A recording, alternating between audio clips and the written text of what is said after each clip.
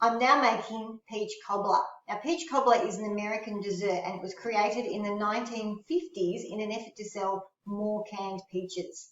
And they even have a National Peach Cobbler Day, which is April the 13th. So the way we're going to do it is I have just a glass oven dish. You could use a cake tin if you like, it doesn't really matter.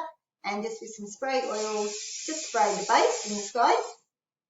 If you're using a glass dish, you don't need to line it with baking paper. It should be okay. And I've just drained off my peaches and I'm just going to place them in the dish and just spread them out nice and flat. If you wanted to get creative, you could line them up into a pretty pattern, but I won't worry today. I'm just going to have them all just sitting in place there, and I'll just set that aside. The next thing you need to do is have all of your ingredients set out. So I have the butter already weighed out. It says in the recipe half a cup of butter. That converts to about 110 to 115 grams. You need 1 cup of sugar, 1 large egg, you need a teaspoon of vanilla paste, 1 cup of flour, and a pinch of salt. I've just put my salt on top of there, a teaspoon of baking powder, and also a little bit of nutmeg. First thing to do is to cream your butter and your sugar. I've softened my butter just for 10 seconds in the microwave so that it should be nice and soft, so when you press on it, it squishes. And you need to add the sugar, and you need to beat that on high until it's light and fluffy and becomes a pale creamy colour. Okay, so the reason you need to cream the butter and sugar is it adds air. Aerates the butter and it also makes the sugar cut through and dissolve. So it's a really important stage of any cake making which asks for the creaming method. And it should look nice and light and fluffy. This could have a little bit longer. The other thing you need to do as well is just scrape down the sides. And of course, using my favourite utensil, a plastic spatula, to always scrape them down. I'll give it one more buzz up and then we can move on to the next step.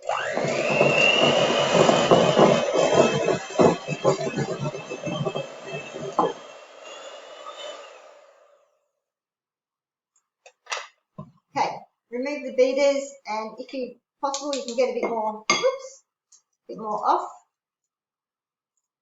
Okay, but just because I'm in a bit of a hurry, I'll just leave it there. Then you need to add 1 egg and a teaspoon of vanilla. Now you can use vanilla paste, you can use vanilla essence, you can use, there's a whole range of different variations.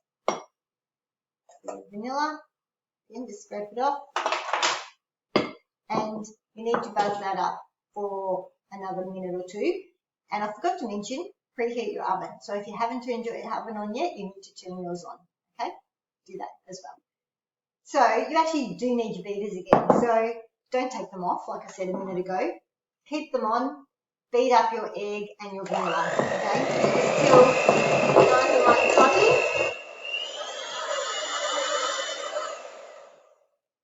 Then you can take them off and scrape them off. Okay, all your ingredients that are stuck in the beaters, it's better off in your cake mix, not down the drain. Okay, so you should have a really nice and beautiful, light and fluffy mixture. Now that aeration that you've created will heat up in the oven and expand, and that's what will expand your cake mixture so that it's light and fluffy. The next step is to add your flour. So I just quickly washed and dried my sifter from earlier, from when I drained the peaches. Just pop the flour and my salt into there and my 1 teaspoon of baking powder. And just tap the sides gently. Sifting flour also aerates the flour and helps make your cake mix to be light and fluffy. Also make sure it removes any lumps. I'm also going to add just a little shakes of nutmeg into this mix as well. Then using a large metal spoon, you're going to fold. So folding, you just use a rotation of the spoon. So cut through the mixture and flip it over. Now my mixture looks quite dry. It doesn't have any milk in it, So I think I'm going to get some milk and add it into here. So I've just measured out half a cup. I'll pour that in, I'll mix it through, and we'll see how it goes for consistency.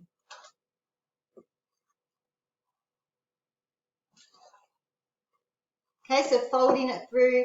Now the reason you fold and you don't continue to beat with the beaters is because you want to keep the air in that you've just created. All right, and if you overbeat once you've added the flour, it will make the mixture a bit tough. This mixture is looking really nice now, like a really nice thick batter. Once that's all combined, use your plastic spatula to scrape off and to scrape down the sides. Then, if you use 2 spoons, probably the best way to distribute this mix is to just dollop it over on top of the peaches.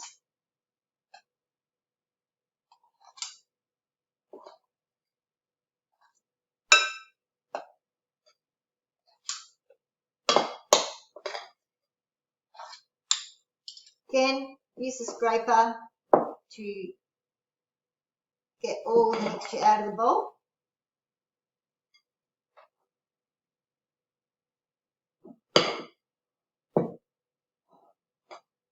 Shout out to my mum who, when I was growing up, we used to like to lick the bowl, but she used to scrape out every little last skerritt before she gave it to us, and we hated it.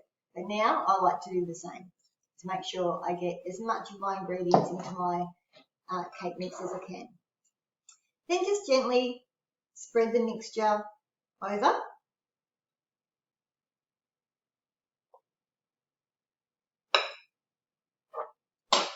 It doesn't matter if it's a little bit rough and rugged. Okay, so it looks like that. Then place into the oven, it says 35 to 40 minutes. So I'll put one in for 35 and I'll check it then. So I've just checked my peach cobbler and it actually looks ready and it's only been 20 minutes. So we need to adjust that.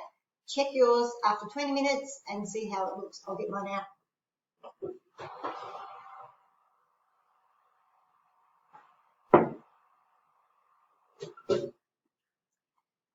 So it's lovely and golden on top. Okay, after it's cooled down for a couple of minutes, just use a large serving spoon to cut into it and serve it up. And actually, it's not quite ready, so it might need 30 minutes. Bit of ice cream.